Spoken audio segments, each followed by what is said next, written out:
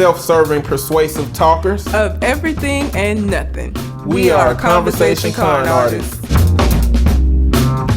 What's going on, people? It's your boy, Mr. On Point. And I am Calamity Red. And we're Conversation Con Artists back for another episode.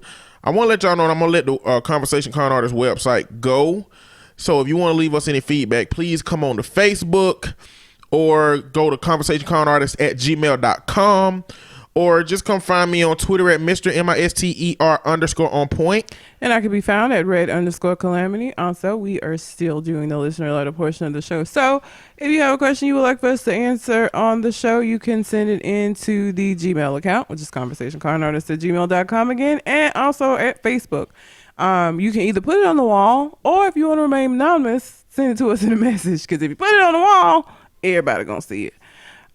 So this week we are going to be talking about first date etiquette. Yes, and we found a random list on the internet. The interwebs.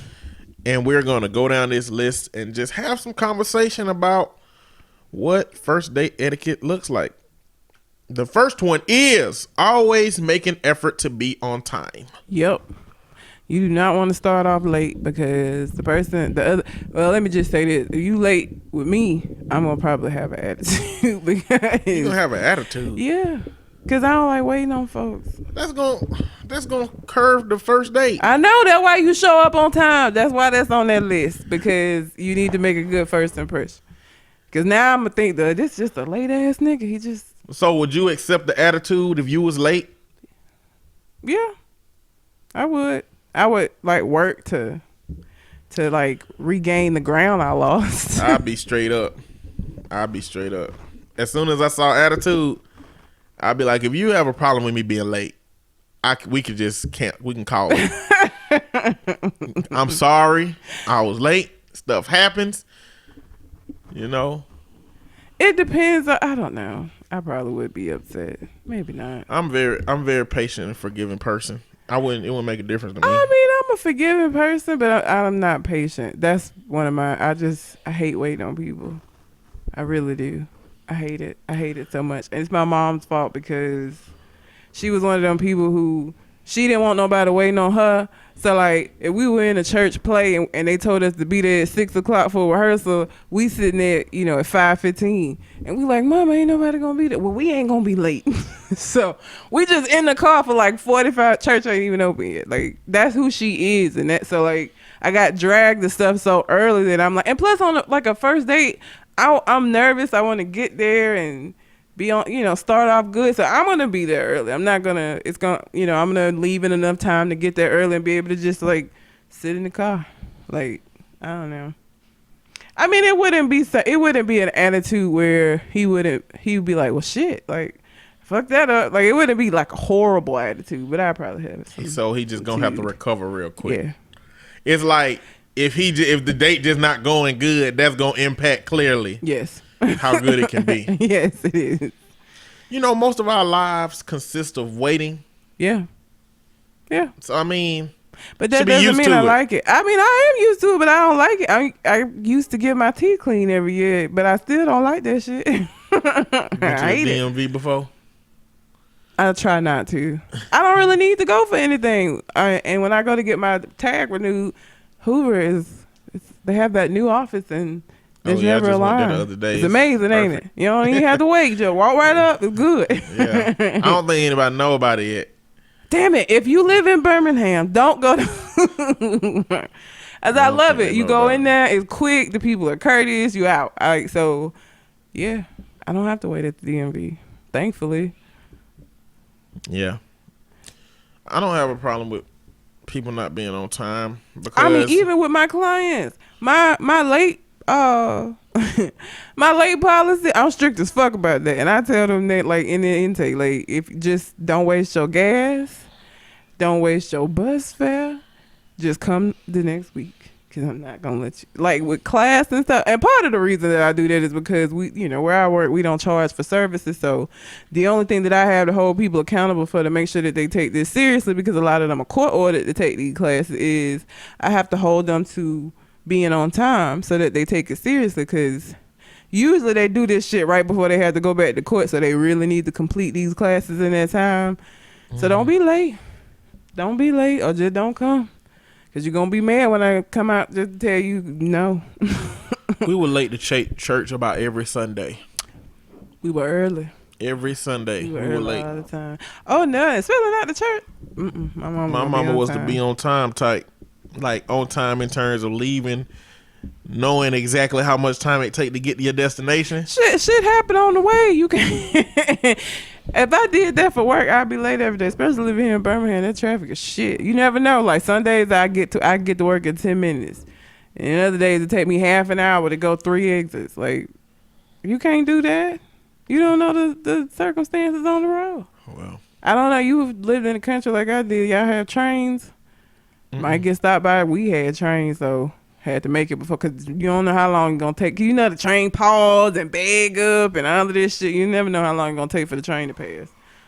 yeah, we don't have that.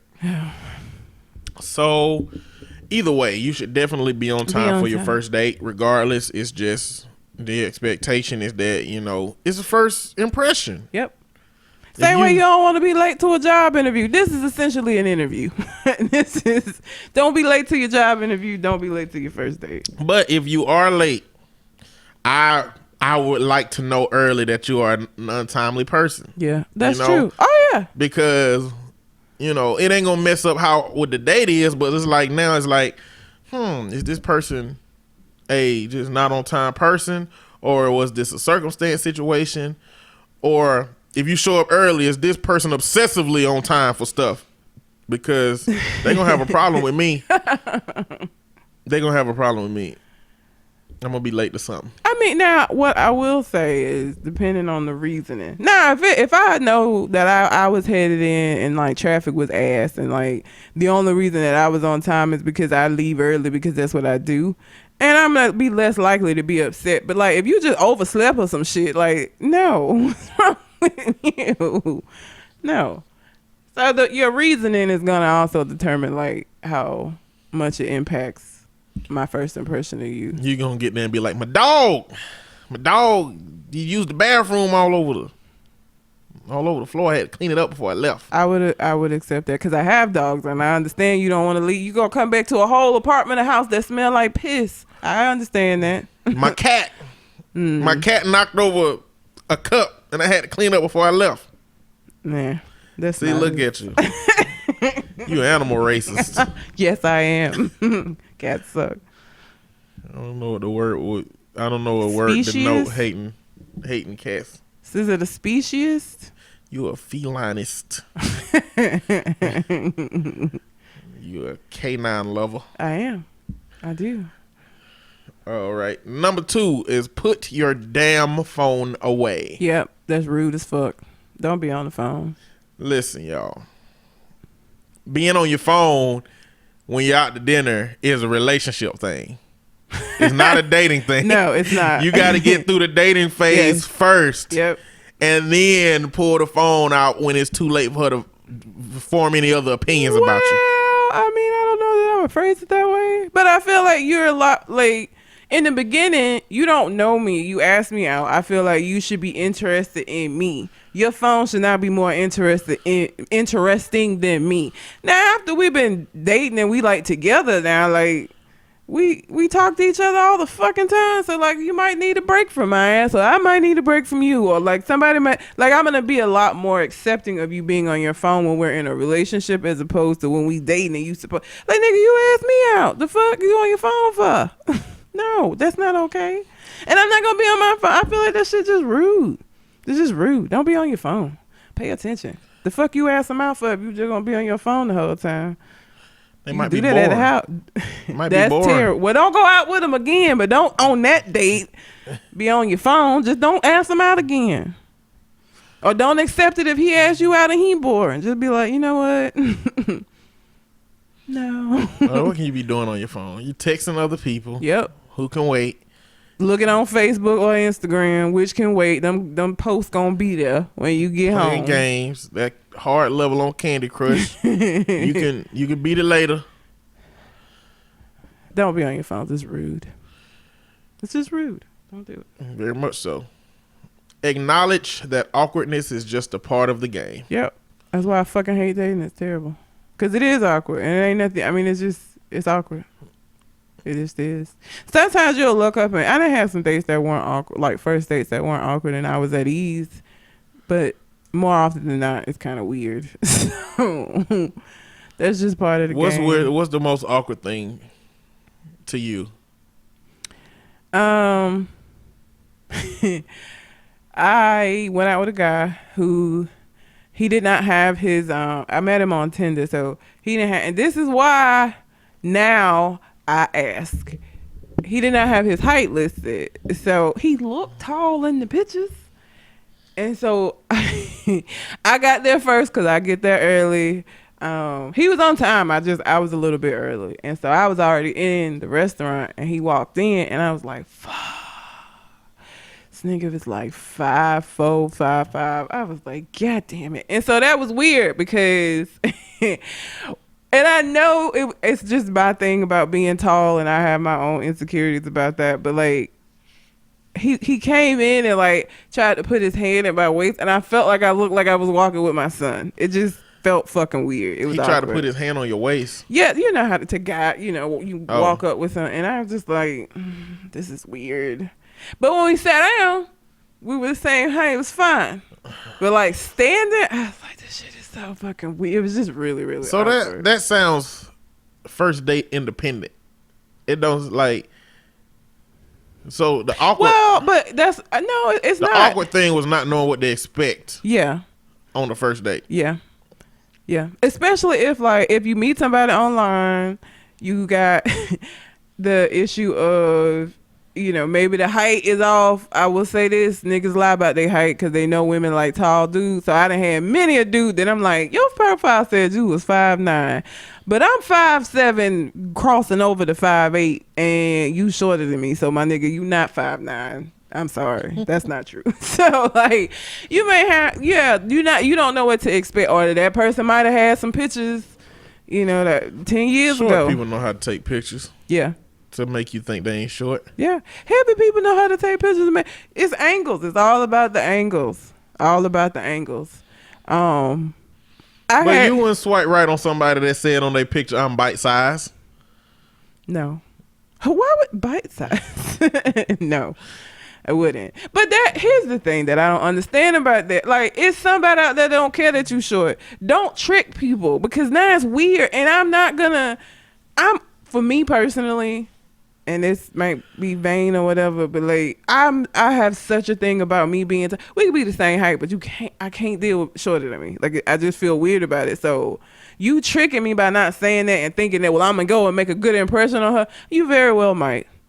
I'm not gonna be able to get past you being shorter than me though. I'm not. I have had that experience. I have had talks with myself where I was like, he's a nice guy. He's just short. He just vertically challenged. It's okay. And it was just never okay. It was weird. Well, I think that's common. That's common amongst women, which is why short dudes, they get angry. But women there's short women. Just find you a short woman. Short women don't like short dudes. That's true. Because these basketball players be with women that's like 5 feet tall, and I'm like, that is such a difference. Like, short dudes is one of those things that women universally like. If there was a place called Build a Bay, okay, Yeah. and you can go set up your mate, Yeah. ain't nobody in hell as a woman gonna make a dude under 6 feet. You right. None of them. No. That's I don't think that's And attractive I hate to women. that. I hate that because height is one of them things you ain't got shit to do with. Like, if you feel like you don't weigh enough or you weigh too much, that's something that you might be able to change. But your height is what it is. And I feel horrible. I feel horrible for short men because I imagine that is a hard life to live. But at the same time, like, I have tried to date somebody that was shorter than me, and it was weird. Like, I couldn't do it. I don't really care about height. You're a dude. Dudes don't care about height. Like, dudes don't care. I'm saying I'd date an Amazonian that was 6'8". But look at Tom Cruise. All Tom Cruise women have been tall. He's short, but Well, I mean, clearly every short man gonna experience that. yeah. Like, But he seemed to like tall women. Like, it ain't been nobody close to his height. Katie Holmes And what's the Australian actress that he was with before that? They had them Nicole Kidman.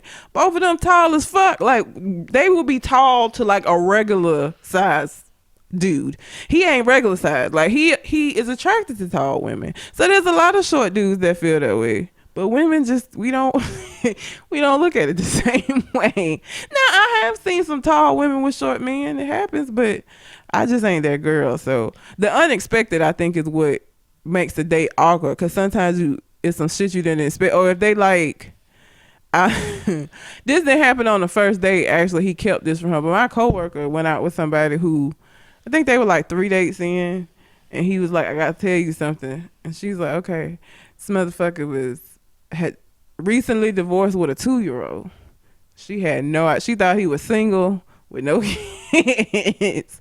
So like the unexpected is why it's awkward, because like you might be on a date and just some random shit happen, or like you might be on a date and this nigga picked a restaurant with his ex-girlfriend working. She the one working your table. Like shit happens. Like unexpected shit happens. I would be like, nigga, why would you pick this restaurant at all? That's what like, honesty is important. It is like, important. If you would deceive and manipulate this situation early, what would you do later? Exactly. You know, like honesty is easy. It's hard because you got to be upfront with somebody about things you think may turn them away. But it's easy in the sense that you don't have to be pretending or filtering out things that will get hard to keep filtering out at some point. Yep. So honesty in that way is it's a simpler concept to me. It is, but motherfuckers don't see it that way. I'm not really an awkward. Awkward don't make a difference to me. I look at things like, I look at a lot of stuff as quirky, like different behaviors and things. Like I don't really, it's not bad. It's just what it is. But what I don't know when it comes to like first dates and early dating is like how much eye contact you expected to make. Because there is a level of staring into somebody's eyes that get creepy at a certain point. Yes, but where else do you look at? Like, do you look off to the environment? Do you look down? Like in a restaurant, just look off to the environment. Looking down can be taken as you shy, or I don't know. I just look around. Like I look off in the midst of conversation, then look back, so I'm not just like eye contact is a tricky thing, because too much and you're creepy, and not enough and you seem uninterested. So you got to find that sweet spot when it comes to I think I make contact. comments about the environment around, just so I mean, because I'm generally an observant person anyway. Yeah, I'm people watcher. I just don't like to observe without them knowing what I'm looking at, so I say stuff about the environment. Yeah. What's the next one? Be honest about what you're looking for. Yep. If you are a single dad and you are looking for a long-term relationship that you're going to be able to, like, you know, not necessarily a mother for your kids, but like if that's what you're let somebody know that, because men don't have custody. Like the expectation or the assumption most of the time is if you have kids, women assume that you get visitation, because especially here in Alabama, that's how that shit usually go. Now there are men who get full custody, and I always assume either she dead or she crazy as fuck, because it is very hard in the state of Alabama for men to get full custody of their kids. It just is. It's extremely difficult. Your ex-wife can be on crack and they'll send her to rehab and put the kids with a family member till she get out. Like, it is so hard for men to get custody. So if you have full-time custody of your kids, you need to let somebody know that and let them know what your expectation is surrounding that, because again, the assumption is, yeah, he got kids, but he the dude, so he get visitation. Like, and that ain't always the case. There are some situations where dude got the kids all the time. And this is hard, but this is one of those honesty is the best policy situations. Women should not say that you don't have kids. No. If you relinquish custody of any of them. You have kids. Okay. Now, whether the legal system has determined that you are responsible for caring for them, that's different. But you have children. Oh Lord. You know, on dating websites like Plenty of Fish, it'll say, "Do you have kids?" And it'll say, like, "I don't no. want to answer that question." Oh, They yeah. give you the option. I don't want to answer that question right now. Like, clearly, you have kids in a situation. Yep. You know, I mean, Yeah. You should, yes. Like, cause here's the thing, and you know, there may be reasons why that happened. You know, it is one of them uncomfortable things. But if you've been out here just giving up your custodial rights, people need to know that. Don't just say you ain't got no kids. yeah, because we be going to all the family reunions, seeing you with your auntie and these little 3 kids running around, and you break the meat at them as your kids that you gave up to your family. I'm like, oh my God, what do I do with this? Your oven been baking. I didn't know that. Oh Jesus, your oven been baking. You done had a couple of buns in the Thought it oven. was a new stove. Yeah. Also, if you have a criminal history, I feel like that's something. Like, and by criminal history, I mean if you didn't serve hard time, I need to know. I don't need to know you done had tickets and shit. But like, if you got locked up for like bank robbery or some shit, like, I would like to know that. It's possible to have committed those crimes and become a new person, Yes. but it still be important to let a person know about your history. Well, yeah, you could become a new person, but you got a felony on your record, your job change. It's a lot of things that impacts if you are a felon. A lot of things that impact, and I should be allowed to decide whether or not I want to deal with that. I need to know. Doesn't mean I'm gonna think you're a bad person. I mean, if you murder somebody, I might be like, oh shit. But yeah, that's something, because that has an impact on other things, and it's not just about whether or not you learned your lesson or whatever. But once you get a felony on your record, shit changed for you. The things that you are going to be capable of doing changes. It has an impact. I need to know that. Like, It's important. It's important. A woman needs to know. Yeah. Is because as soon as you be like, I've done hard time in jail, the first question that should come to mind is, oh my God, I wonder if he's had prison sex. I'm just saying. I guess it depends. Maybe it depends on like how long. So I had somebody that served a 17-year bid, but thought they were gonna do life. Originally, they was given a life sentence, and they engaged in a homosexual relationship because they was like, I ain't never getting out. This is the only love I'm gonna get, so I'm gonna do this. Homosexual relationship? Huh? It wasn't a homosexual relationship. How was it? It was not? a prison relationship. No, it was a That's homosexual. different. No, it is not. Yes, it is. It is. How is it different? No, sir, it's not. It is different. It is not different. Now, I don't condone prison relationships, you know, as far as homosexual relationships. Do what you want to do, love who you want to love. But that's not what's happening in prison. That is what's happening. We in learned prison. that in Atlanta. That's what happened on the inside. When you're on the inside, it's different than when you're on the outside. He said, y'all niggas, that's prison. No, that's jail. You was out doing this shit. Like, all I'm saying is, it's different. I feel like the longer you're in there, the more likely it is that's gonna happen. Like, I mean, I'm not talking about like being raped or like, I mean, Somebody being complicit. being complicit in it. I feel like the longer your bid is, the more you might be like, well, I don't know what I'm getting out. So I ain't gonna see inside meat no more, so I might as well get outside meat. I hate you. I'm referring to vagina as inside meat and penis as outside. Oh my meat, God. because you can see it on the outside. I just you let people know. Even though these I could have things. been talking about inside prison Inside versus prison, outside. yeah. Either way, let people know these things that you know will have an impact later. Don't wait 6 months and then spring this shit on people. You know whether or not some of the shit you got going on in your life is going to be something that this person needs to know about. Prison, you know that that's something people going to need to know about. Your kids, you know that don't be, well, I needed to know that 6 months ago, because maybe I don't want to talk to nobody that's got full custody of their fucking kids. And I mean, if you're gonna spring something on a woman like I've done a bid, don't do it with a strap on walking out of the bathroom saying, hey, let's try something new. Pegging. I did some hard time and I missed this. Yeah. Oh, Jesus. I'm leaving immediately. Immediately. I'm just grabbing my gonna thing. leave? Yes. What else am I supposed to do? So what if he didn't do this, and what if you found a box of toys under his bed that he's been clearly using? I'm leaving immediately. I'm not even gonna talk to you about it, because here's the thing about me. I've learned. You 6 months in. I don't give a damn. No. No. And I'm not going to stay and try to get to the bottom of it. No pun intended. You gonna get to the top. Because He gonna get to the bottom. what I have learned is I don't ask questions that the answer don't matter, right?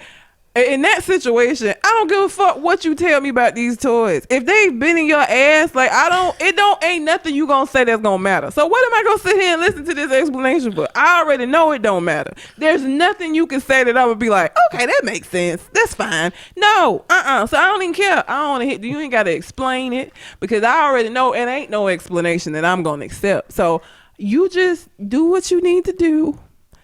And, Godspeed and good luck. And I'm leaving. I've learned to just not. People be wanting to know why for shit. And there ain't no answer going to be acceptable. It don't matter what that person say. You still going to be like, So don't waste the time. I don't want to hear it. It's cool. I don't know. Some women would peg they dudes. It obviously, because it's a thing. So there's women out here that are willing to peg folks. I ain't a pegger. I'm not. That's weird. I can't be involved. I'm sorry. No judgment to your lifestyle. If that do you, but I can't do you. It's too much. I'm not gonna do it. I'm sorry. Well, that goes into number 5, which is come clean about your circumstances. Yes. Yep. If you living at home with your mama, I need to know that. Or if you sleeping on a friend couch, I need to know that. Don't have me coming over to need folk house that ain't yours, and I'm thinking it's yours, and I'm making myself at home, and your mama walk through the door and be like, "Who is this heifer?" We're gonna have a problem. Yeah. I need to know that. Like, yeah, women. Well, who was it? Who was I talking to that had this? One of my male friends. Or was it my male friend? So what? Ain't number like 5. I know, but I can't remember. It wasn't you. I can't remember which one of y'all was. I don't know what you're gonna say, but it wasn't you. So he was talking to this girl that worked at Walmart, and they had been like going out, hanging out. It was cool. So then he come to find out that she's still living with her ex-boyfriend, so she said, because she was like, well, he crazy. Bitch, why you got me going out with you? You got this crazy nigga at home at your, like, what's wrong with you? Those are the kind of, don't do that to people. Don't be honest about your circumstance. Because guess what? It might be a dude out there that be like, I don't give a fuck if you living with that nigga. That's fine. Find that dude. Don't have a dude that would care about that involved in some shit that he ain't even know, then nigga pulling up on him and he don't know why. No, that's indicative of a really big problem. Yeah. Because not only is she staying with an ex, that's fine, but he's crazy. So she's staying there because she's scared. That's the situation.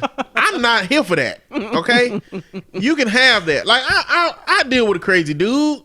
Generally speaking, I'm not gonna deal with somebody who's scared of a crazy dude and is still living with him. That's a different situation. Cause what gonna happen when he find out that you talking to this woman he still living with that he obviously ain't ready to let go of? Cause he refusing to move the fuck out.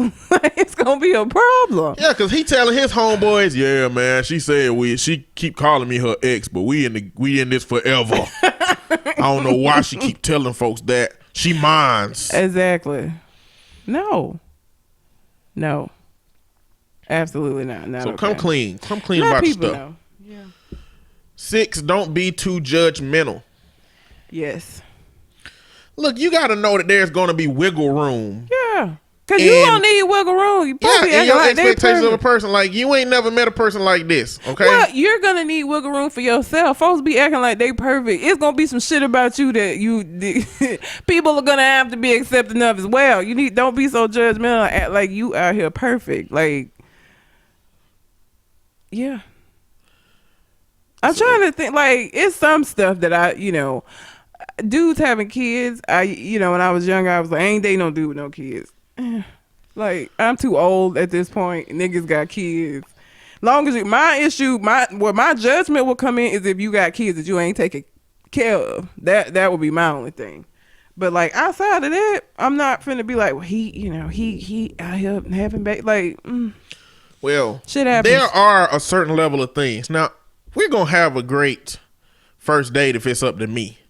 But there are a certain level of things that I will automatically say, not going out again. If you were one of those women who are very mean and condescending towards a grown man playing video games, it's a wrap. I can't believe that some grown men be playing games. All right. But see, I think women like That's that dead. don't understand the complexity of these games. Like, it's a lot of games that like small kids can't fucking play. Like, they're made for adults. They're complex. They require. Like, I don't understand people's issue with grown people playing video games. You know, maybe because I play video games that I'm just like, the fuck is wrong with you? Video games are complex as fuck. I be dying and shit on some of these games and get stuck on levels and shit. I don't even think it's about the games. I think it's just, for a lot of women like that, it represents something that's taking their time that they can identify. You can't really identify much, just take your time outside of the norm of friends and family. I guess. But games, like, nobody want to compete with games. I don't know. I don't care about games, but I understand the gaming and I understand wanting to beat a game, and I understand. Now you ain't gonna just be. Now I ain't gonna never see you because every time a new game come out, you didn't plop down and we can't never go nowhere. But I also understand you get wrapped up in a game. And plus, I guess, and that also goes into me being the kind of person who enjoys being by myself. So I'm cool with you. Are you gonna beat the game this weekend? Cool. Well, I mean, I call myself a gamer, but if she walk across the TV butt naked, the game going off. That's what I'm saying. Like, I'm not that deep into the system. You know? I mean, clearly, I guess that won't work every single time. If she, no. It's not like I would never play games because she was always butt naked in front of the TV. You know what I'm saying? Like, in a reasonable sense of, I've been playing the game a little longer than she thought I might play, and she was trying to find something to draw me away from it. Yeah. That would work. Yeah. You know? But if it was like, every time he played a game, I got to find something. Yeah. So, I don't like that. I don't have a problem with dudes that have roommates. Now, your roommate don't need to be your mama, but I can't deal that. I can't deal with. But like, it's expensive as fuck. Like, long as you're working, you have a place where you have a room that is yours, and you helping pay bills. Then I know that you have the concept of being able to have your own shit. So I'm okay with that. But you know, you can't be living with your mama. That I'm not gonna be okay with. That's weird. And I'm never gonna wanna. I ain't never coming to your house. Like, so don't be like, why you don't never come? Cause you live with your fucking mom. That's why. You think I'm finna sit? The three of us finna be sitting and chilling? No. This ain't high school. Fuck is wrong with you? Now I'm not coming to your house. What if their mom live with them? Like, what if they got their house and their mama just older and needs some help, and she got a room and she clean up and stuff around the house? So my cousin went through that, and it did not work out well because the mom, because she a mama, so she was living with him, but she had a huge say in like how shit went in the household. And so it was his house, but he didn't have control over his house. I got you. So like that would be what was that? Alarm. Lord. Oh, that would be kind of weird. Like, no. You can't be living with your mama. Your mama can't live with you. I just don't. That's too much. Like, I don't. No. No. But you can have roommates. I'm not so judgmental about, like, you need to have your own place. I have my own place. The shit is stressful as fuck. I spend a lot of money every month, so I get it. I understand. Shit, maybe I need a roommate. So, yeah. Well, I mean, I don't think that's some issue for men. No, it isn't. Really, but for women, some women, don't make a difference to me. But for, you know, women, some women are like, girl, he don't stay by himself and all of this shit. So that goes back into not being, you can't have the expectation that people are going to be perfect. They're going to have some stuff. And I mean, even me, seeming as hard as I am about people, it's just some stuff that is just like, okay, it's whatever. 7, if you like them, make a lot of eye contact. I do not agree. I don't agree with that. Like, how do you... What is a lot of eye contact? That's creep. Like, that go back to being creepy. Like, what's the measure for if you like them? Like, I'm not gonna know until the end of this situation if I like you or not. Date. So at the beginning, it's like, why am I staring at you? Cause that's exactly what it's gonna be like. The fuck? Why? It's weird. Like, why are you? Don't do that. Number 7's ass. Don't listen to that. Don't one. stare at folks. No, That's bad. it's creepy. Really listen to what they're saying. Yes, you need to. I'm a counselor, attentive. so listening is That's what we do. what we do. But not only do we listen, but we take the words and Put it we in our own figure word, out yeah. what they mean, what they represent, how they fit into our dialogue, Yep. interpret how to say stuff back in an appropriate way that'll render the most positive results. Now everybody ain't gonna be able to do that, but you do need to pay attention and listen and be engaging. Don't be like they mentioned something they said 10 minutes ago and you be like, huh? Listen, you didn't be paying attention. Pay attention. You know, be engaged. What do you talk about on first dates? What What are you trying to get to know? Like, are you trying to get to know about the person through asking them direct questions? Or are you trying to like talk about like general topics and find out like, are you a direct type person in that regard? A little bit of a mix of both. I mean, I'll ask about like, you know, I ask about your family, like your sibling, you got siblings and shit like that. I'll ask about work. What do you do? Do you enjoy it? I may ask about some more general stuff. It's a mix of the two. Because I feel like too many direct questions feel like a fucking interview. Too many general questions, you're not going to really get to some of the stuff that you may want to know by being too general. So I try to do a mix of both so that it's not, I don't want them to feel like I got like a notepad over here like making notes like it's an actual interview. I feel like you have to do a mix of both so that it stays comfortable and conversational instead of like interviewee. So I do a mix. I don't do interviewing. Well, no, nobody want to do interviewing. I don't want to feel like. I mean, I answer the interview questions. Yeah. I mean, I do good on interviews, so I'll be fine with it. They'll be like, okay, he's good to go. You know, but I guess weird quick, like, do you smoke crack? Oh well, that's very abrupt. No, I don't. Damn. Have you ever been pegged? Jesus. First, what is that? I know what it is. I know what it is, but I don't make her define it because I want to see how they define the situation. Oh yeah, no, never would do that. See, I would have been like, what is that? Because I wouldn't, until POF, I didn't know what that was, and I didn't know what ghetto gagger was. I've learned lots of bad things now. since being on these dating websites. It's terrible. All right. The next one is ask questions. Yes. But again, don't be interviewee. I feel like it's a way to ask questions, but be conversational. Because don't nobody want to feel like they're on an interview. Like, I wouldn't like that. I wouldn't like somebody just rapid firing questions at me. Like, am I trying to get a job? Like, fuck is going. I feel like there's a way to do that and be conversational.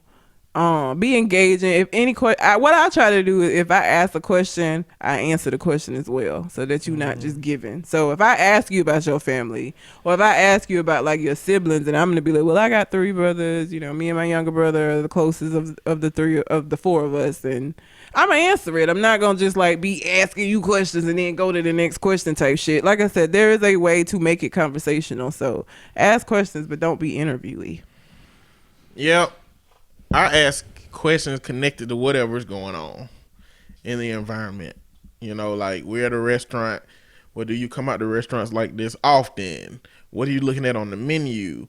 Oh, is that one of your favorite things? Do you often order that? Well, you know, do you cook those kind of things at home? Yeah. Yes or no? If it's a yes, what's your favorite thing to cook? If it's a no, you eat out a lot, you know, or what's your favorite restaurant? That's keeping it conversational. You're still asking questions, but it ain't in an interview way. There's a way to do it without, again, making the person feel like they trying to get a job. Just chain link everything, connect it to something else, something else, something else, and keep going. Yep.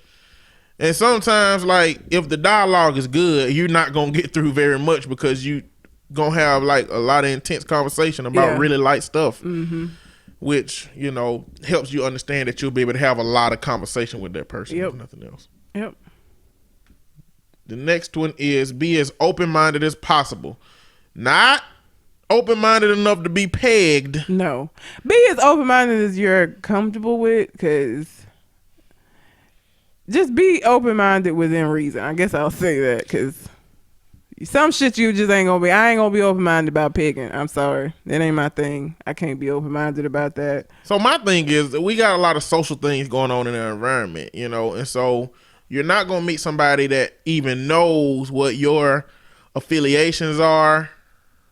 You're not going to know where they stand on social justice, racism, politics, all of those things. So you don't know how you're going to get that dialogue. You know, what if somebody say, I understand some stuff that Trump talking about. See? Like, now that could be a kill switch for you, or it could be, let me see what they agree with.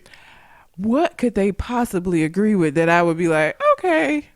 I'm trying to think. I can't think of I was anything. listening to a Muslim stand-up comedian. He had a little clip, and he said, I agree about with the third thing that Trump said. Like, every third thing that Trump says, I agree with it.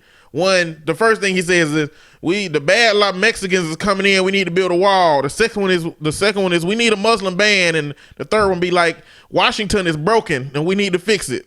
Like, he was like, I agree with like every third thing. So like, if somebody be like was having a dialogue like that, yeah, you need to be like, what kind of stuff you agree with that Trump be talking about?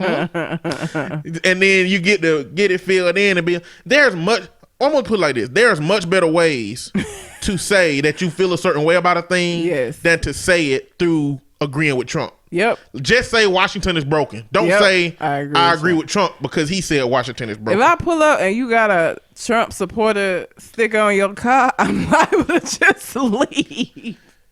See, now you wouldn't get that. What you would get is a dude that pull up with an Ankh on his Ankh sticker on his car, and a Stay Woke sticker, an African flag hanging over his rear view. You right. That's, if you see that in a car, just leave. Yep. Just go. You're not about to have a good conversation. Oh, hotep ass nigga. Yeah, that is what I would get because that's been my life. I mean, unless you go for one of these ghetto gagger cats. Oh my God. Those white dudes, Jesus. then you're not going to get that. If y'all don't know what that is, y'all think, do I want to say look it up? Don't mess up your Google search. Yeah. Pull up an incognito window, search ghetto gaggers, and you'll thank me for that not being in your Google search. It's the most disrespectful shit anybody has ever said to me in life, bar none. I will say that. Just disrespectful as fuck, but...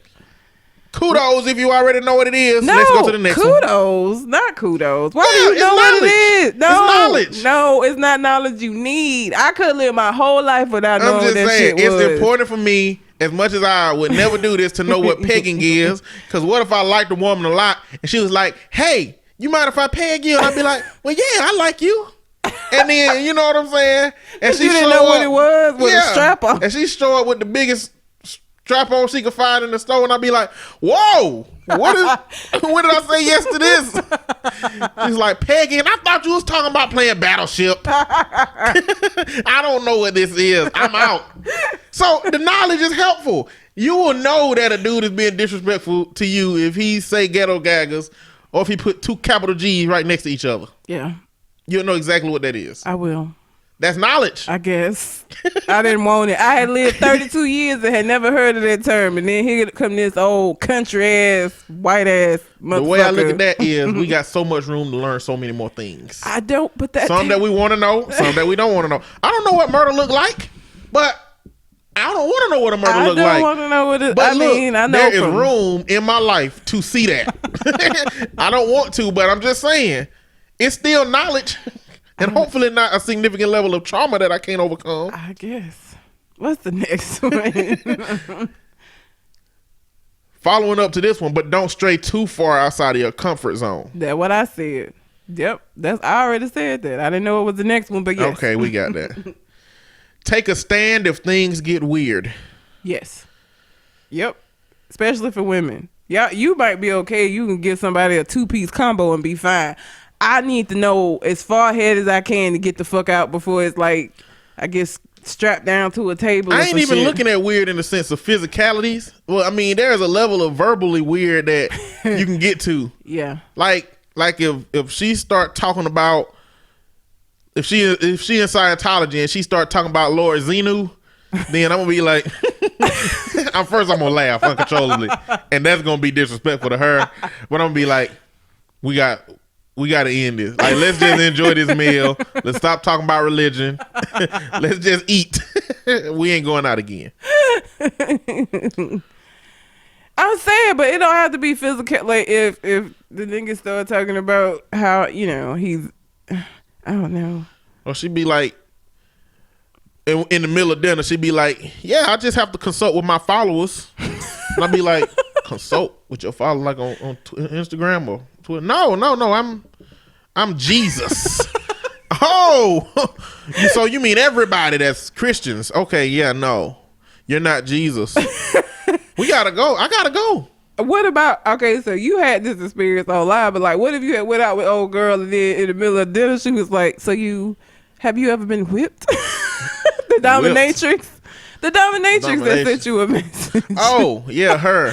So like, if they start talking dominatrix shit over dinner, like, you might need to get out. I don't know how I feel about it. I might be interested. Oh, I might be intrigued. That's too close to slavery. I'm just saying, I don't know how a whip feels exactly.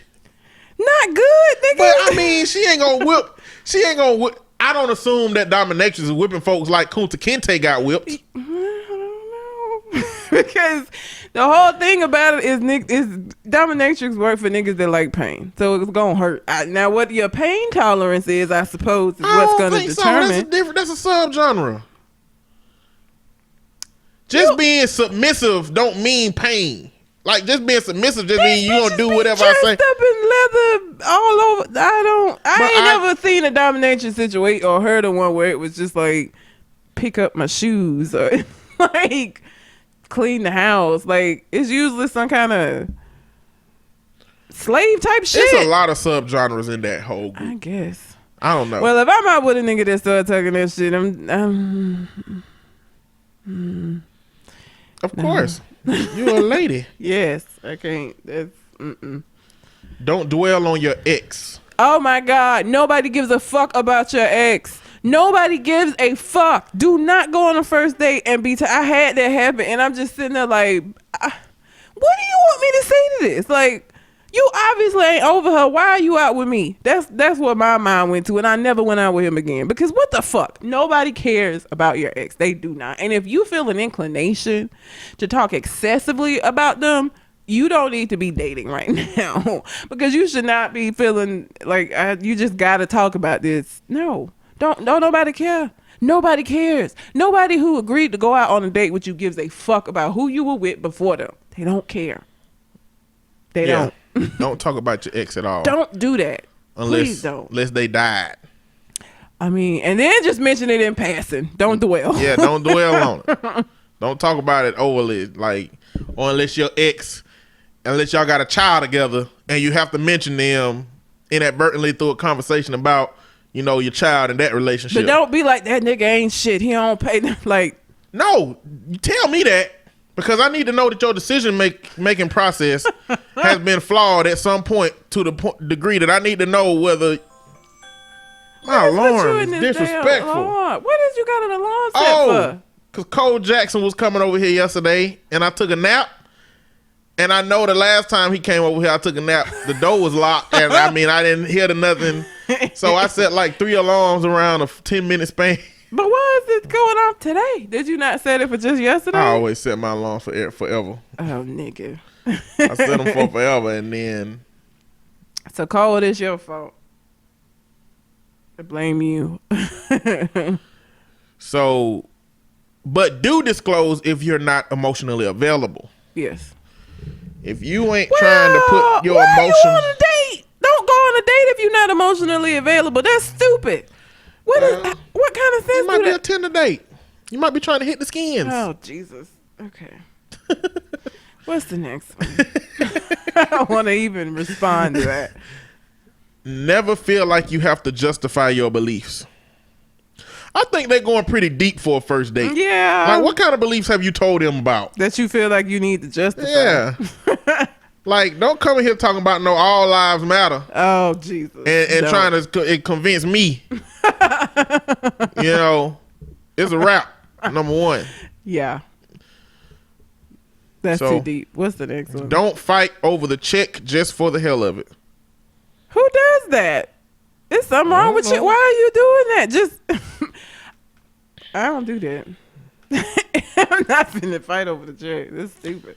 I mean, I'm the dude. I'm going to generally take care of the check because I feel like men invest in relationships early, and then women, they output comes later. Once they realize that you're worth something, Yes. then that's when the women kick in or should kick in.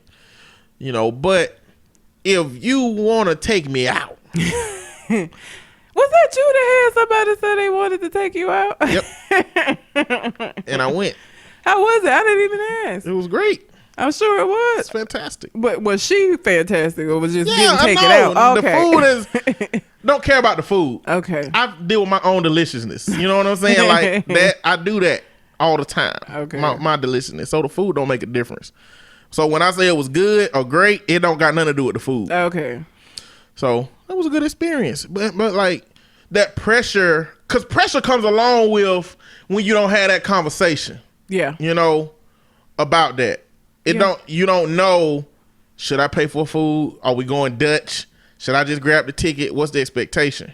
Going Dutch. If you're a dude and you expect to go Dutch, say that in the beginning. Cause I would venture to say that most women expect a dude to pay. And if you get to dinner and be like, okay, so I had this and that, and you had, like you be like, split the check, then she might not be expecting that. I feel like Dutch is a conversation that needs to happen before you actually go out. I don't know.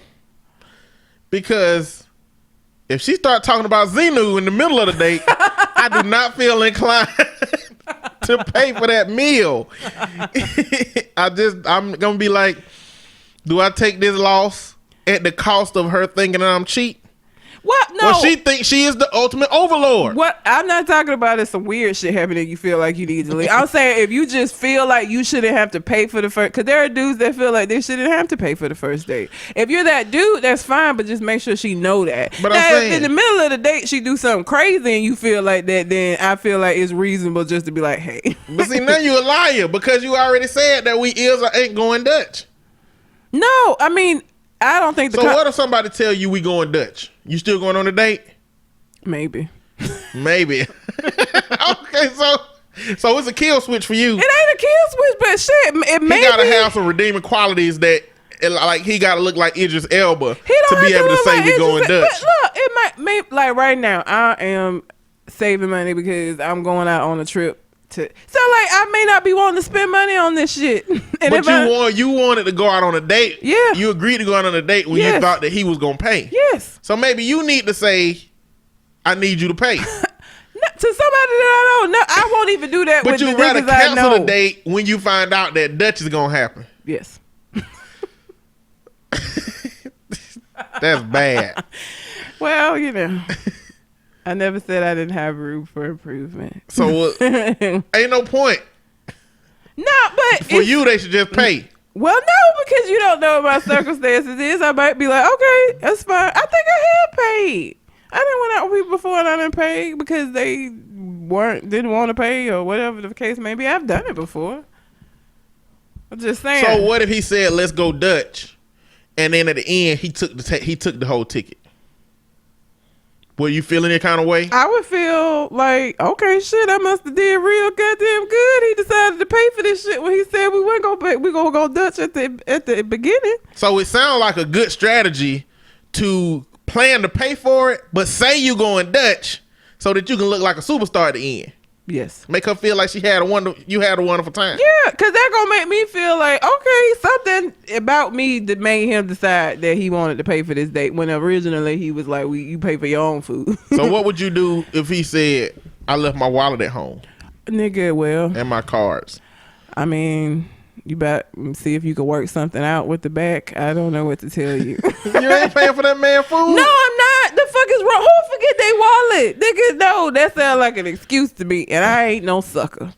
If you had told me ahead of time we was going, that's fine. Or let me offer to pay for the date like old girl did for you. But you're not going to make me pay for your food, my nigga. That's not going to happen. By the time you forgot your wallet at home. No, that sounds like an excuse to me.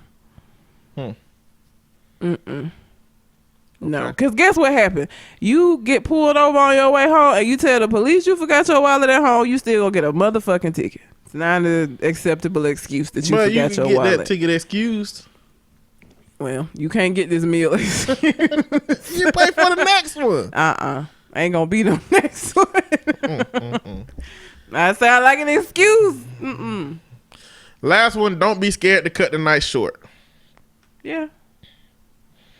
I done went out with somebody and dinner didn't go well, and then they was like, let's go do something else, and I'm like, nah. I always use my dogs as an excuse. They're a convenient excuse. Like, no, I just gotta get back there. You know, Kingston's been sick and I just really need to get home. They my go-to excuse. They are my go-to. That's like if I had kids, they'd be my go-to excuse. If I was out here dating and had children, Susie's sick. The babysitter's not equipped to handle. I need to go check on her. That would be my go-to excuse. Yes. This, from the way that this is phrased, this is about not having coitus. Oh. Why does that need to be on the list? That happens a lot. I feel like, but it should only happen if that's what you want to do. Like, I don't know that it should. I'm just saying, I mean. Who afraid that, like, I guess that's the thing. I wouldn't be afraid to just be like, nigga, I don't think it's scared like they might stab you scared. But I don't care if you decide you don't want to see me no more because you couldn't fuck on the first date. We don't need to be together anyway because I ain't the girl for you. So I'm going home and you going to your house. Well, I'm looking at it like if you wanted to have sex on the first date, but you kind of wanted to give it some time to see what happened, then But don't be afraid, man. I don't know. That just has a negative connotation. The afraid part is what's fucking me up. Like you don't want him to, not see you again, so you do it. Like look at the GIF they using. It don't look negative from that. I guess it looked like I want to stay, but I'll leave. I don't know. That's a weird one. No hitting the skins for you tonight. Oh, Jesus. I don't know. Okay. Well, hopefully that helped any of you daters. The shit is difficult enough without, maybe these tips will help make it. It's still gonna be difficult because it's just a difficult It's dating. concept. That's just what it is. Yeah, but maybe this will help. So. Again, if you have a question you would like for us to answer or a list that you would like for us to go over on the show, it doesn't have to be an actual question. Send it in to conversationconartist, a link to it to conversationconartist@gmail.com, or find us on Facebook and shout it out to us there. I guess, Nene Leakes from Real Housewives of Atlanta.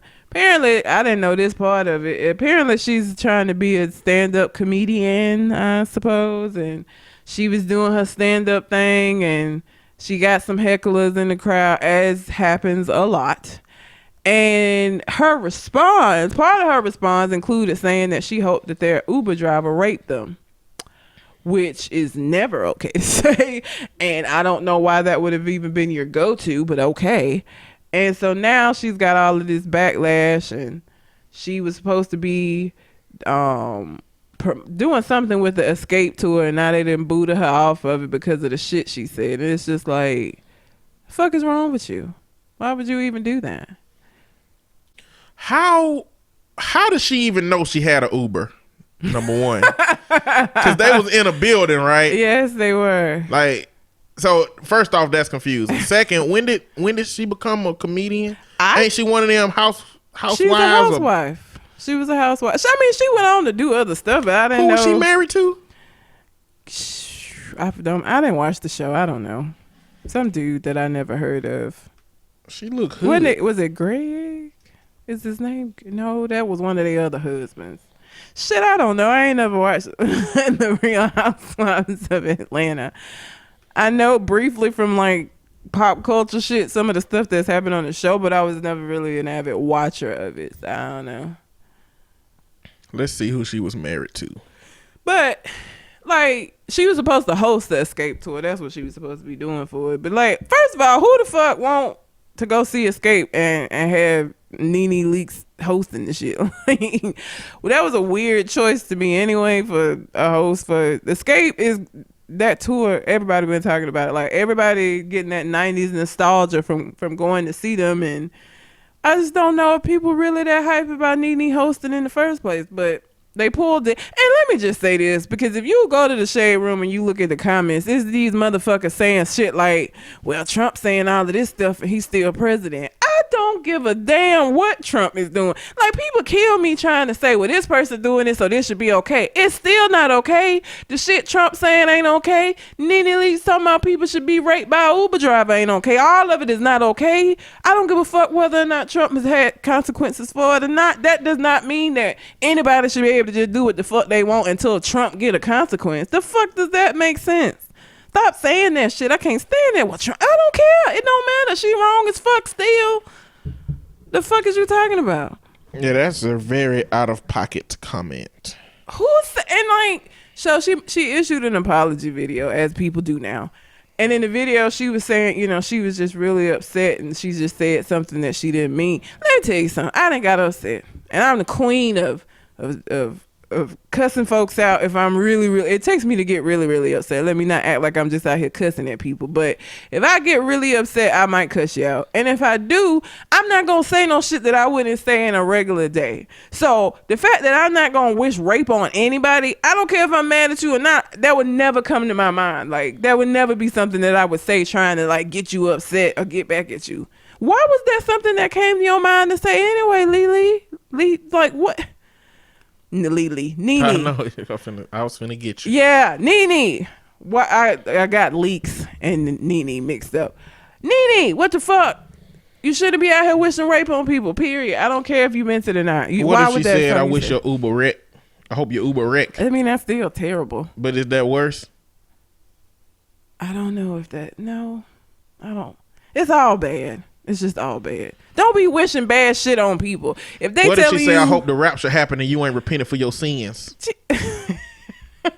It's all bad. If they telling you that you a shit comedian, your answer should not be go kill yourself or I hope you die. Like, that should not be your response. Because guess what? If you're a comedian, you should have been able. That's the thing. She ain't a comedian. Kevin Hart. I feel like if Kevin Hart was getting heckled, he the king of like talking shit about you, and he don't be wishing death on you. He just gonna talk about your outfit or your hair, because he's a comedian and that's what he do. He know how to do that. Nene is not a fucking comedian. I didn't even know she was doing stand-up. This is new. I don't know when this shit started. I don't understand it, because who the fuck is paying to go see Nene Leakes do stand-up? I just, like, even if you're a fan of her on the show, why would you want to see her do comedy? Like, she say funny shit on the show that don't translate into being a comedian. Like, that's disrespectful as fuck to comedians and their craft, I feel like, because that, I cannot be a comedian. I respect what they do, because I'm not a comedian. I don't have that talent. That ain't a talent that was given to me. I'm not gonna go ahead and think that I could just get on stage and make jokes and all that means that I'm a comedian. She been on TV since 2003. She played in the Parkers. Did she? Yeah. I was thinking about Basketball Wives, where you would know who they have been married to. But I think these are just women who are married to somebody who's well off. Yeah. That you don't know who that is. Yeah. So I was thinking that. Most of these people were introduced through that show. Like, people didn't know who they were unless you lived in those cities, maybe, and were in that circle of wealthy people. Yeah, it ain't like, shit. Some of them bitches on Basketball Wives, I'd be like, who? I don't know who their husband is. But maybe if you're like and what's so funny is that men don't watch Basketball Wives. They would be the ones who would know some of these more obscure players. Women are the ones that watch it. So yeah. We don't know these motherfuckers. Like, I don't anyway. Let me not speak for all women. But Nene, sit the fuck down. I'm glad you got kicked off that tour, because I don't think you were going to do a fucking good job anyway. And you don't need to be out here promoting rape. That's stupid. The fuck is wrong with you? And then you going to talk about you sorry. It's... Okay. I don't care nothing about no Nene. Yeah, I don't care nothing about it either. I just wanted to take. Don't be out here saying, wishing rape and stuff on people and think you ain't gonna have no consequence for that. That's not okay. You need to question why that's something that came to your mind to say in the first fucking place. That says more about you than the person you say it to. Mm-hmm. To Kill a Mockingbird has been banned in Mississippi. I don't know why every time you say that, I keep thinking you finna say tequila. I don't know why. To Kill a Mockingbird. Every time I think you finna say something about some tequila. Nope. I don't have anything to say I about had a bad tequila. week. Maybe I just need some tequila. Maybe you do. I mean, the reason why it's being pulled is my issue. Why is it being pulled? It's pulled because of the uncomfortable language in the book, meaning basically the N word, which reads white people. Because first of all, I know white people are behind this, because if black people were uncomfortable with it, they would never pull it, because that ain't how shit works. So I know it's done. And then secondly, because it's the N word that they're uncomfortable with, I know that it's white folks. My issue is just that. So you're not supposed to be uncomfortable with shit like that. You're not supposed to be comfortable with shit like that. That's part of what the problem is. You know what To Kill a Mockingbird is about? Isn't it? I think I'm thinking of I think I'm getting that confused with the movie that, I mean, it was a book too, but the movie that Samuel L. Jackson was in. Yes, they deserve. Yes, they died. A Time to Kill. I'm confusing it with A Time to Kill, because there was a lawyer in that as well. What is To Kill a Mockingbird? What is the plot? I don't know. To Kill a Mockingbird is about these kids who was fucking with this old man named Boo Riley.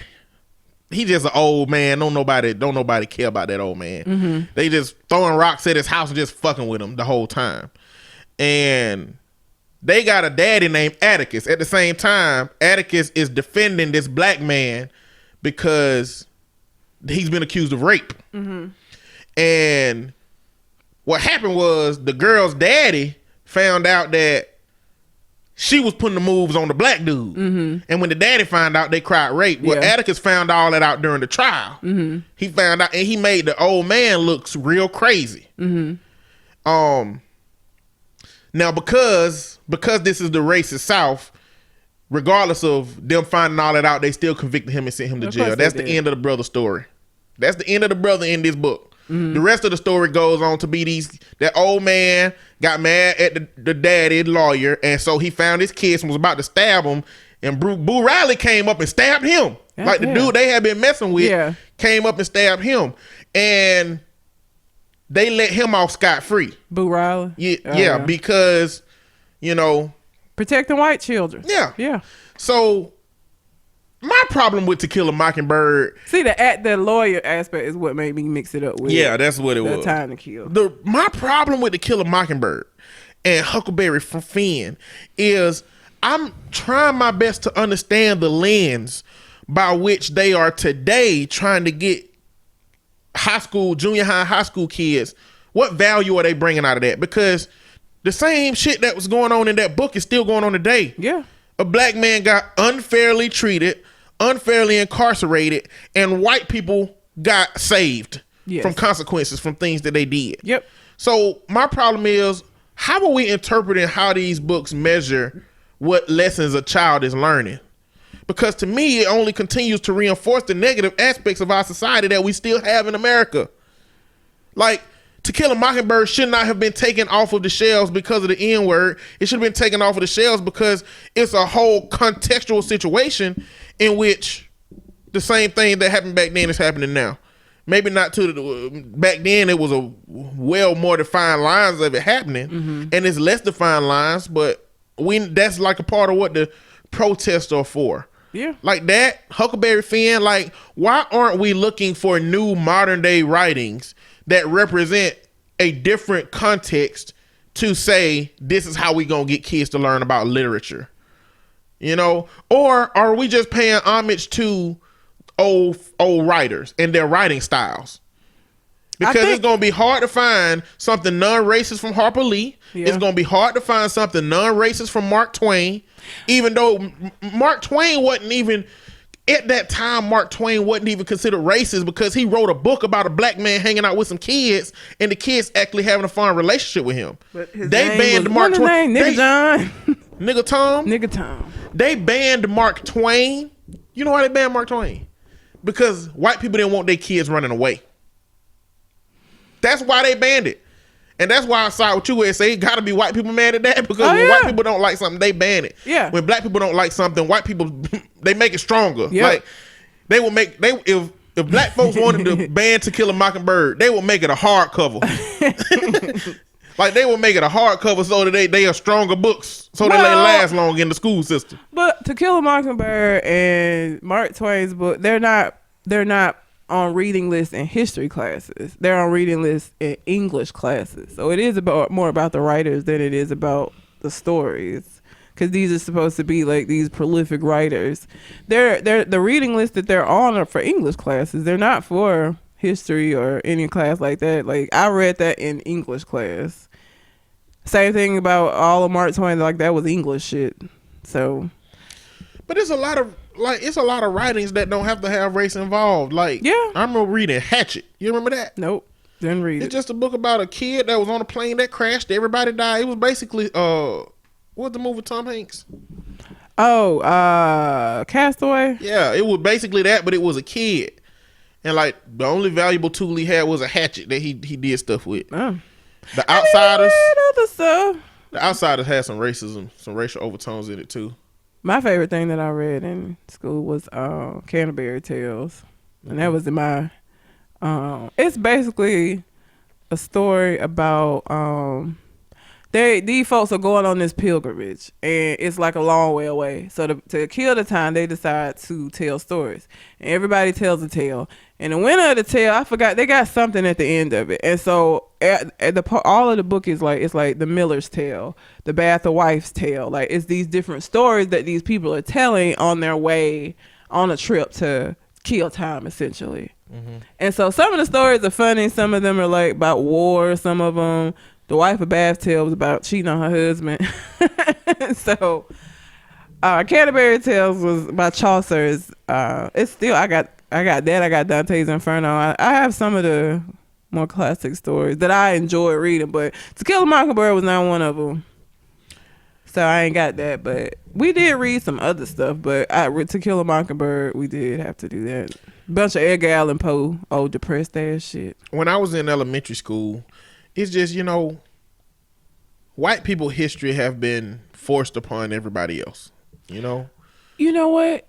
That reminds me. The blackest book I remember reading in kindergarten, or not kindergarten, elementary school. I don't know if and I bought it. I think it's at my house right now because I wanted to read it to my kids. The 100 Penny Box.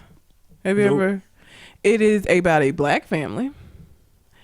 It's a grandmother who's 100 years old, and it's about the relationship between her and the grandson. He, she older. He not really understanding her, but it's all black folks in a positive light. And I have a copy of that because I'm going to read that to my children. But that was a book that I read in elementary school. That was probably rare back then. Oh, sure. Especially in Tyler. I grew up in Talladega, Alabama. The fuck? But yeah, we read that. I think second or third grade. It's called 100 Penny Box. And I ordered it off him. I got it at my house because I plan to read it to my kids. You and all these sounds today, man. Yeah. I didn't expect him to invite me to a chat. I need to turn the sound down on it, but his chat is blocking me. I'm sorry. So when I was in elementary school, and I was just saying that, white people's history is American history. Yeah. And we are being forced to accept that. And, history is written from the vantage point of the winners. Yep. If you got the pencil and the paper, you can write whatever you want to write. If nobody else have access to it, then you can create whatever story you want for yourself. But music class, we were going to do a little music performance. And the song that the music teacher chose was Dixie. You know that song? Yeah, I know Dixie. The chorus goes like, I wish I was in Dixie. Hooray. I wish I was in Dixie. Hooray, hooray. In Dixieland, I'll take my stand to live and die in Dixie. That's a song from the slave's vantage point, basically singing about staying enslaved. Yes. And it's just really odd to me that white people can't conceptualize how a black person might feel about that. And not only that, but when a black person verbalizes to them that I feel this way about that, they say, no, you don't, or no, you shouldn't. And they still go along with it because what happened was the kids started telling the parents about them songs, and my mama wasn't no kind of woke. My mama didn't know nothing about none of that. So other parents started taking their kids out of it, and a group of black kids started accumulating over in the corner. Mm-hmm. Instead of what could have been really easy to change the song so that everybody could be included. At a certain point, because I was the last black kid in there singing some damn Dixie with all these white folks. She put all the black kids out because of so many parent complaints. So all the black kids was during music was sitting over in the corner instead of just changing the instead of singing a song, and the white kids just sung Dixie and they went on to do the performance, but none of us were invited. And that's so crazy. And it goes to the protest that we're having now, where people are telling them what they protesting for and challenging it. And it goes to the same concept of this book is you're going to learn how English works from the vantage point of people who might not have thought so positively about you. That's America. Yeah, pretty unfortunately. much. But you got it. Boy Scouts of America are going to be accepting girls, and I don't understand why. For what? They have Girl Scouts. Like, if it's about the fact that the Boy Scouts do these particular things like knife wielding, I don't know what the fuck Boy Scouts do, but if it's about the activities, why wouldn't you just incorporate that shit into Girl Scouts? Like, why do they have to join Boy Scouts to be able to do the things that, like, I just feel like it's not a good message to send. Like, I don't understand why I don't get it. I don't know. I think it comes with the stereotypes of what Girl Scouts is and what it isn't. And I think Boy Scouts are known for exemplary leadership skills. But that's what I'm saying. Change Girl Scouts then. Make Girl Scouts better instead of just saying, well, if you want to be prissy and sell cookies, then you come to Girl Scouts. But if you want to have good leaderships, go to Boys. You see what I'm saying? It's not a good message to be sending. But everybody don't want that. Everybody don't want leadership for girls. Well, then don't put your girl in Girl Scouts. What the fuck are you putting her in Girl Scouts? You put them in Boy Scouts now. But again, what the message that it sends to young girls is that if you want to be a leader, you do what the boys do. If you don't want to be a leader, then you do what the girls do. It sends a bad message to young girls. Man, these organizations been around since before women can vote. I know, but that's what I'm saying. If you feel like because it's 2017 and there are parents who feel like that Girl Scouts doesn't provide their daughter with what they feel like it should, why would you just have them join Boy Scouts and not make the changes? The parents are the ones that have the power as far as just take all the girls out. That Girl Scouts would have to change it. No, they won't. Why? Because they still gonna sell $1 billion worth of cookies a year. Sell the goddamn cookies and they ain't got the Girl girls. Scouts that don't care about leadership skills. Like, it's gonna be plenty of girls that join Girl Scouts because of the history of the organization, because their parents was Girl Scouts, and because they like cookies. I don't know. But what I'm saying is, I don't think they still gonna represent the same thing. They not gonna change a whole Girl Scout system, because then they're gonna eliminate what the system has been for the girls that want it to be what it is now. It's not changing, it's adding to it. Why can you not add leadership parts to it instead of just saying, well, you want leadership, go be with the boys, go run with the boys, go. Well, that's what you're gonna do your whole life as a woman. I imagine the way that this went down were that some very powerful and strong feminists came out and said, hey, Girl Scouts, we can be better than this. Yeah. We don't have to just stand on the side of the streets selling cookies when we can be learning how to be leaders. Now, what the Girl Scouts say is that we're teaching women how to be leaders. We're teaching women how to be leaders through girls selling these cookies, being out there. But what they really doing is they cashing out on $1 billion. I'm exaggerating how much they make, but they make a lot of money off of Girl Scout cookies. They do. So at the end of the day, I don't think nobody want to change a system that is working for them the way that it's working, because the Girl Scouts is a business. They can still sell cookies. I'm not saying that they need to stop the cookie sales altogether. What I'm saying is that you can add to that program. What I'm saying is, why would you add to it if your recipe is what you want it to be? Well, like, you're not going to change your recipe because somebody who come eat at your house one time say it got too much salt in it. I know. And that's what the Girl Scouts is like. They not gonna change it. I don't think the answer though is to send girls to Boy Scouts, because it's the same message that they gonna get their whole lives. That in order for them to be able to compete, they have to go and be underneath, because they ain't gonna be held at the same. It's Boy Scouts. The Boy Scouts are allowing girls in, and I feel like that's exactly how it's gonna be treated. Boy Scouts are allowing girls in. It's just not gonna be It's stupid. The message that it sends is not one of leadership for girls. Like, in order to be a leader, you got to go be underneath the boys or be underneath the men and make less. Like, it's not a good man. That ain't the answer. I just don't think that's the answer. In an ideal world, that's not how it would be. But in the world we got, that's how it would be. I wouldn't send my daughter to Boy Scouts. In an ideal situation, she would be able to learn the same things that boys going to be able to learn. But what's going to happen is the men over Boy Scouts are mad that girls can come in, and they gonna treat girls like they are mad that girls can come in, and their kids are going to treat the girl like an outcast, and the girl is gonna suffer some intense self-esteem issues. That's why I'm saying it ain't the answer. That's not the answer. I feel like, I don't know. Make a different program. Like, if you don't like Girl Scouts, all of the women who have girls that they don't want to just be selling cookies, come up with a different organization. I just don't think the answer is to force girls to go in a place where they're not welcome, because they're not going to be welcome. I just don't think it's a good idea to put girls on the corner and have them selling their cookies. Is what I'm saying. Why do you have to phrase it that way? Because that's what's happening, right? It is. That sounds like a one-way street to prostitution. I just hate it for the little girls that are gonna join Boy Scouts because of this one thing, and they're gonna receive something completely different. Because you're right, they're not gonna be accepted. It's just like forcing women into these boardrooms where men don't want them, and they get treated just like they're not wanted there. They gonna deal with this shit their whole life. Why start them out with it now? Like, it's not gonna. That ain't the answer. I don't know what the answer is. If the answer ain't changing Girl Scouts, it definitely ain't sending them to Boy Scouts. Listen, that's not the answer. It depends on what you're trying to achieve, because in a lot of areas, the answer is inclusion. But I don't think this is. If your point, they didn't say we want them to be treated like the boys. If they're saying that we want them to learn leadership skills like the boys do, it doesn't have to be through Boy Scouts for them to learn leadership skills.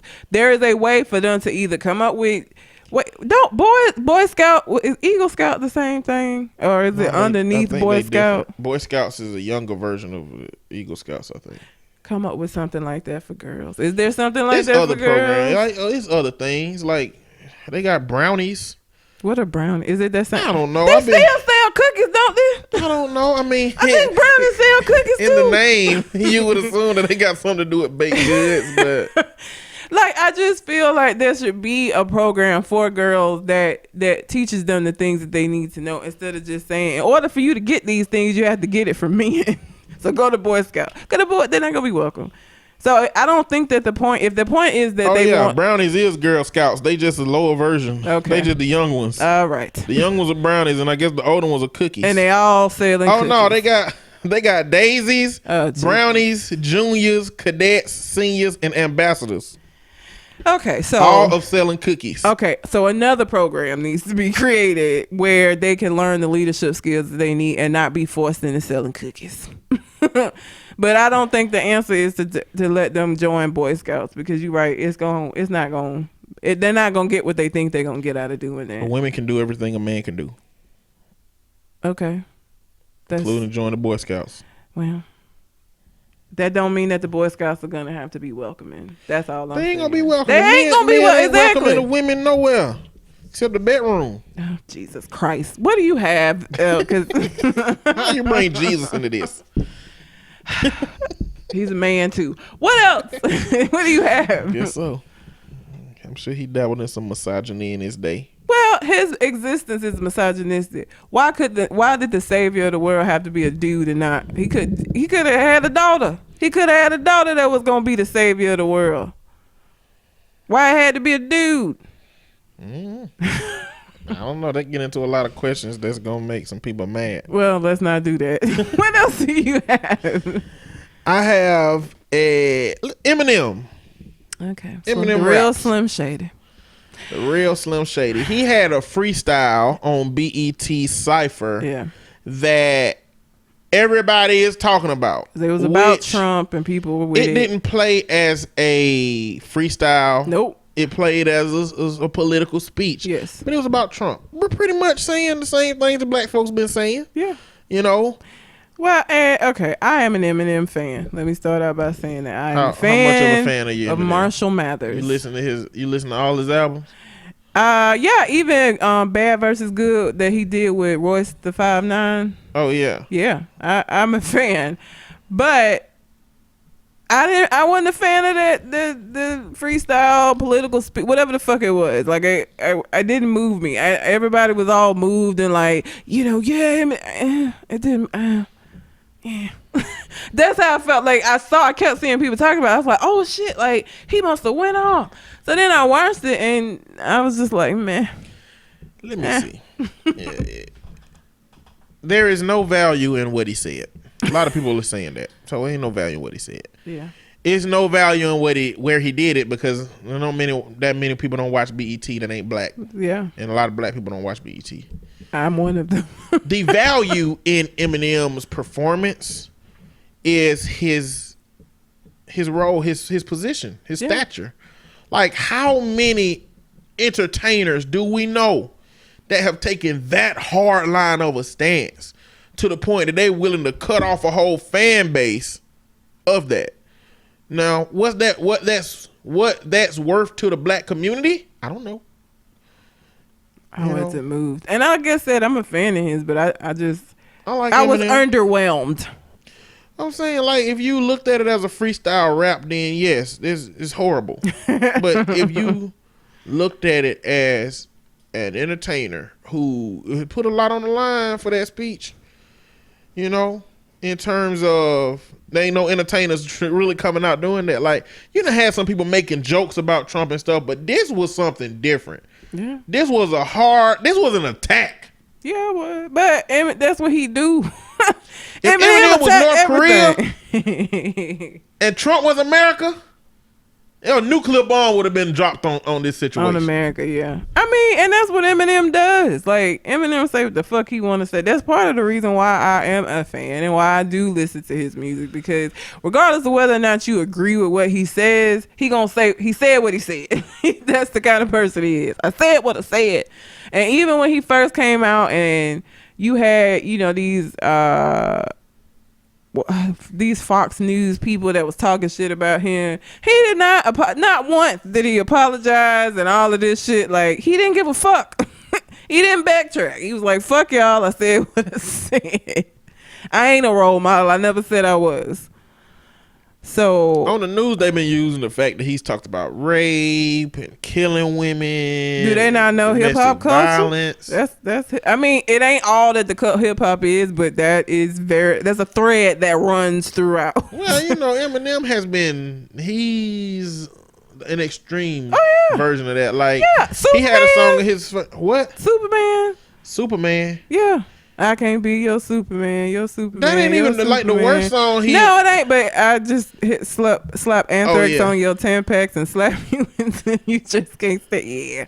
Like, he got a whole song on his first album with his daughter, where he killed his wife or her mama, and then took her to the beach and threw in the water with the baby with him. Yeah, he was disturbed. Look, he got some demons for sure. No arguments there. Don't surprise me. He found something. He found a target. Trump's a target. He got an album coming out, but he always got an album coming out. Whether it take 2 or 3 years to put it out, he always got an album coming out. People look at him putting out an album and say, well, he's got an album coming out. He's got to promote it some kind of way. If Trump didn't win, he wouldn't have made that rap. He wouldn't have freestyled that if Trump didn't win. He done did a cipher before. I don't remember what his other cipher content was, because he's done that cipher. Because they do that every year at the BET Awards. I mean, at the Hip Hop Awards. They have a cipher with all of the hot rappers at that time. Or, like, they had one where Reverend Run came back. So they they do that cipher every award show, every Hip Hop Award. So he done did other ciphers. I can't remember what the content was. I mean, it's just... This is the first time he done did something political during the cipher, because the other ciphers were not about nothing political going on. Well, this is what our society is seeing. He is, as white, Eminem is probably one of the only rappers that has as much respect that he has in the hip hop community and has maintained as much whiteness as he have. Yeah. He don't try to pretend like he's nothing related to black. Listen, this is why I like him, because Eminem is not trying to be black. Eminem is a white boy who can rap. That's what he are, and that's what he has stayed. That's what he is. He ain't never been trying to be black. Like, he just a white dude that can rap, and that's why I respect that. I respect that he was able to be in hip hop and not feel like he gotta like act black. I hate that shit. It's annoying. He don't do that. He just Eminem. He's a white boy from 8 Mile, from Detroit. Like, that's just what he is. It's part of the reason why I like him so much. No, Be who you are. You gotta be black. but to be in that role and to support African Americans in the way that he did, because that's what I heard. I heard him. One part of what he said. It was one part in the freestyle where he basically talked about, talking about black folks, and then when they come back, they can't even go. They come back and they tell them go back to Africa, like, and then putting the fist up for Colin Kaepernick, like talking about the NFL, like he rather get in the Twitter war with the Packers, like. A lot of them lines he put out there like were in support of the issues that the African American community has. And so, I mean, there is value in that. But I do want to bring up a genre of black people that I have a problem with. There's a large group of black people that are just not willing to look at how white people can be allies for black people. Oh, yeah. Like, if they put their hand out, they wouldn't. Like, if a white person put their hand out to pull them out of quicksand, they wouldn't even take that hand. I'm going to stand still. And it's really, really frustrating me. Like, a white person can say something about the black condition without being in it and being an ally for black people. Like, they can do that. Mm-hmm. I don't know why they're white skinned if they have words that because to me, it boils down to some kind of paranoia where you just don't trust anybody with white skin because you connect them to everybody else with white skin who has done the bullshit. Yeah. And so it's really frustrating me because when you look at the Civil War, as much as they hated some niggas, they didn't say we finna go down in flames before we give y'all guns and let y'all fight. They gave them guns and let them fight. And I will give a white person ammo and weaponry if a civil war happens or a verbal civil war happens and they willing to stand over there with me and fight. If they willing to say, use my weapons and my ammo to fight the people over there, we need to start figuring out how to help them do that if they can truly, genuinely be an ally. Because as it pertains to racism, I can't talk to a racist person to change them. Hell no. A white person got to talk to a white person that's racist to change them. That's how that got to happen. White people who don't do that or aren't willing to do that are complicit in racism continuing to exist. But the people who are willing to do it, we need to help them do it better because racism ain't never going to change if white people ain't involved in it. Yep. I can't go to the most racist white person I know and say, hey, let me tell you a story about how what you think about black people isn't necessarily accurate. And how you feel about black people is kind of mostly irrational.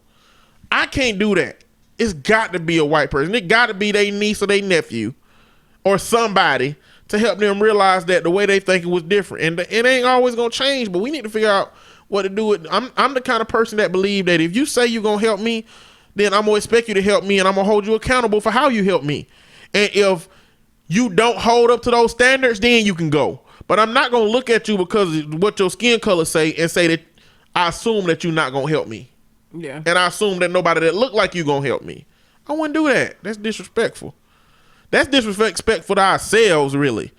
Because I don't know. I guess I have to talk to one of them people to understand that concept. But that really kind of frustrated me and people talking about Eminem because a lot of black people, like I posted a meme in the group we're in the other day that said, black rappers since the 90s, messages about the unfair justice system, why the Tyrone get more time than Brandon, and police systems are unfair and unjust. And then it said below that, Eminem, oogly boogly, Trump's a bad man with a bad plan. And then white people, it said below that, white people, Keith Olbermann was like, I've had my qualms about rap my whole life, but I must say I'm an Eminem fan. Mm-hmm. So it's like, But that's a white people problem. I mean, if one white person say some good stuff and a whole bunch of other white people be like, ooh, I mean, that's their problem. Yeah. I mean, so I don't understand this infatuation with like turning white people away at the door because they white. You know, like we got to have this conversation with white people, y'all, for better or for worse. And if we find out they all under conspiracy to mess up our plans, then we do something about it. If that's what you believe. Yeah. But I believe if we sit around and have a talk with them, that's not going to be the case. Okay, you go ahead. That's all. That's all? Yeah, that's it. I got this sheriff in Louisiana. Fuck that nigga. Louisiana has a convict. Hold on, let me see what it is. I forgot the word for it. It's a justice reinvestment package in which they were going to release prisoners, and they were going to release 35 of them immediately.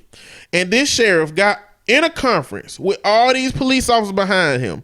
It looked like they put the black ones in the middle right behind them just so it'd be, but talked about not wanting to release these so-called good prisoners because they change oil, wash cars, cook food, and provide free labor that saves the state's money.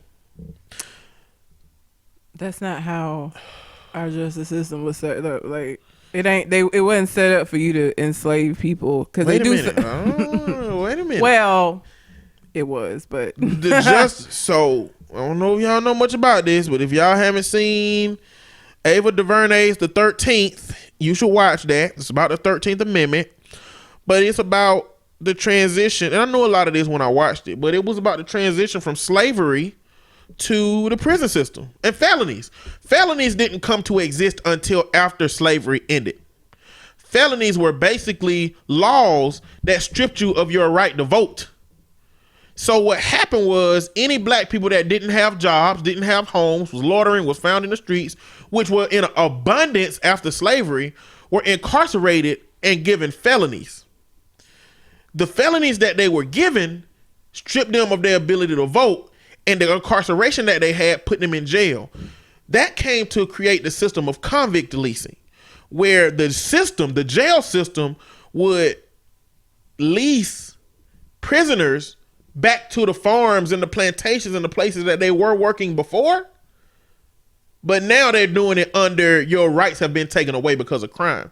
The flaw in that system had been what was being interpreted by what crime was being interpreted as and who it was targeting, which is going on today. It was targeting black people then. It is targeting black people now. And so we got this sheriff that it got the galls to stand up in this meeting and say we shouldn't let the good ones go. So prison, from this way of thinking, if I just don't think he's probably the extreme version of sheriff that thinking like this and willing to get out here and do this. Mm-hmm. A lot of sheriffs probably think this and just wouldn't say it. Yeah, wouldn't say it and they'll just go with it. But it's got to be a sliver of this way of thinking in a lot of people that's in these systems, because these systems were never made because it basically changed the flow of income from private businesses as slave owners and plantation and farm owners to the prison system. It transferred the financial benefit. Mm-hmm. Now, or at least added to the benefit, because the jails got money and the plantations got money. So I just had to talk about that. It's disrespectful, but it keeps going back to and going into the reason that the NFL the anthem is being protested. And mind you, it's a whole bunch of people getting fired for sitting down on the national anthem, mm-hmm. getting kicked off of football teams for kneeling for the national anthem. Like, America, they gonna make us stand. They gonna make us stand. They are not going to say, how do we address this? They're going to say, you stand up. Stand your ass up so that we can keep maintaining this illusion that ain't nothing wrong. Yep. Because we don't have to live in that world that y'all are saying exists, and we don't have to address the world that y'all saying exists, but we can force y'all to stand up. I hadn't checked them out what the NFL was doing today because, you know, they told the Cowboys anybody who kneel ain't gonna play. And what I would hope would happen is that everybody kneel. At least all the black people would kneel. Yeah. I would hope. But anyway, that, and do I have anything else? I don't really care to talk about Harvey Weinstein. I mean, I'll just say that he is a Hollywood mogul that have been sexually assaulting and raping women his whole career. And there were a lot of people that were complicit in the fact that they just knew what was going on and just kind of turned a blind eye to A lot of people. a lot. And I'm sure it's a lot of men who knew about this. And a lot of locker room talk, as Donald Trump would say it, that was going on about this. And ain't no telling who else who be doing stuff like that. I mean, we all know that's a man situation in our society. But because of that, Terry Crews came out and talked about a sexual assault that he had where a Hollywood executive grabbed his genitals in front of his wife. Another dude, not a woman. And when asked why he did that, he said, you know, lighten up or something like that. Lighten up? Yeah. You grabbed my nuts. What do you mean lighten up? Yeah. The fuck? It's a problematic system. Jeez. You know, you think somebody like Terry Crews would be free of, because he's big and swole, of somebody doing something like that to him. But a lot of this is about the power that comes along with these systems. Cause that's what I said. I was like, who walking up to Terry Crews? Like, you don't know what kind of person he is. You know what kind of actor he is, but like, you don't know. He big as fuck. Like, if he decide to like clock you for grabbing his balls, it's gonna hurt. It's gonna be painful. He gonna knock you out. It's definitely gonna hurt. It's gonna be painful. But when you're forced with a decision to make as it pertains to your career and what your career could be with a person like this versus what it won't be if you offend this person, you end up taking more than you would or no otherwise. It's the same way like a slave master could walk up and slap a slave in the face. But because the slave know that the system that they're in, if he do anything else back to that person, he would be retaliated against. He take it. And the same way that the women who have interacted with Harvey Weinstein has done, and the same way that Terry Crews accepted that because he was looking to have a career in that world. And, you know, they always talk about all the secrets that Hollywood got. And I mean, this was one of the secrets. And I'm afraid that it's probably like the tip of the iceberg. He might be one of the worst. But oh no, there's plenty of them. It's more than just him, I'm sure. I'm sure. Yeah, I'm sure it's plenty of them. Like, but this emboldens women to come out and say, hey, this is what happened. Or, you know, men will probably be like, well, you gonna get that Harvey Weinstein treatment. You keep acting crazy out here. That's terrible. You know, but that's all I got. Nothing else. Alrighty. You got anything else on your mind? I do not. All right. Well, until we come to the next conversation, We out. holla.